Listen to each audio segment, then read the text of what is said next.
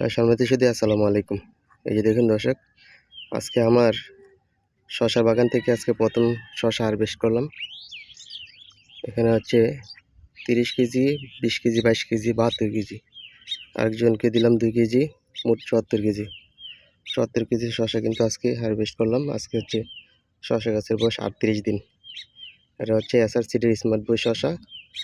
এসআরসিডি smart বই শশা কিন্তু মাশাআল্লাহ চমৎকার ধরছে, চমৎকার ফলন।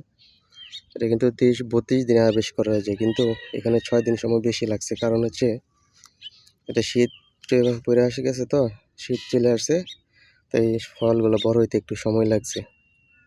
না এতে 32 দিনে কিন্তু হারভেস্ট করা যায়। তিন দর্শক, গাছের চেহারা কিন্তু অত্যন্ত চমৎকার। আজকে প্রথম হারভেস্ট করলাম। 4টা-5টা কেজি হইতেছে।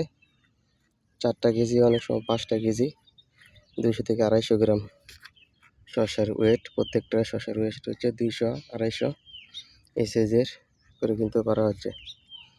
200 গ্রামের শশা কিন্তু প্রচুর পরিমাণে আছে, কিন্তু ওইগুলো পারি নাই।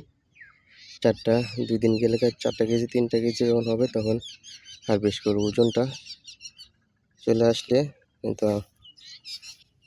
মাল অনেক আয় দিবে, তাই আরও একটু ওজন আসলে একদিন গ্যাপ দিয়ে, আগামীকাল গ্যাপ দিয়ে পরের দিন শশা পারবো ইনশাল্লাহ।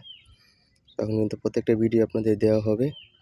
আর আমার সঙ্গে থাকবেন, আমার চ্যানেলকে সাবস্ক্রাইব করবেন। ধন্যবাদ সবাইকে। আসসালামু আলাইকুম।